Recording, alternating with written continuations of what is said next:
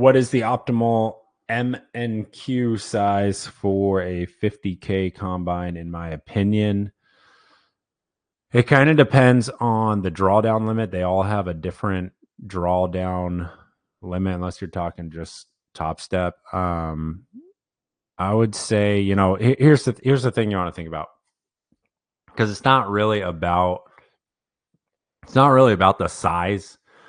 It's more so about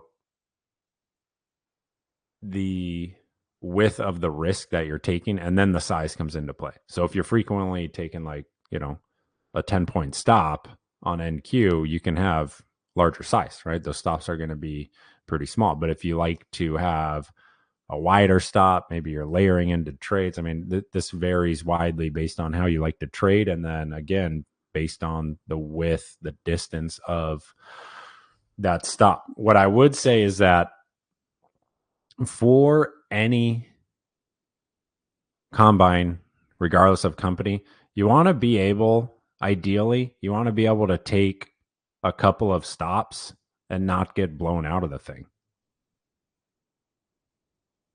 So then from there, you can just, you probably know right away. I say that, and all of you probably have a good idea about, all right, well, my size is either too big or my size is not large enough. But you want to be able to sustain a couple of 2 or 3 stops and still not hit that daily loss limit. Now, if you want to trade the account more aggressively, go ahead. But I don't think, especially earlier in the development, that it's super conducive to just be, paying this company $50, $50, $50, $50 to reset these things.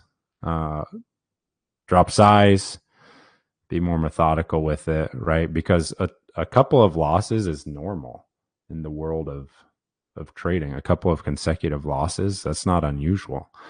And so if we're not putting ourselves in that situation to be able to do that, and then the account hits the daily loss limit, or worse, the max loss limit, then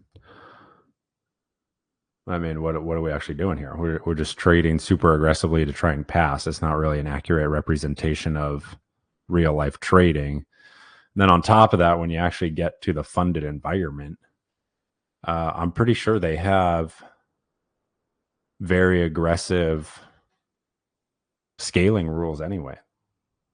I was talking with Maureen about this a few weeks ago. I'm pretty sure they make you trade 2 micros or something. I don't know 100% on that, but it's definitely different than what they allow in the combine. So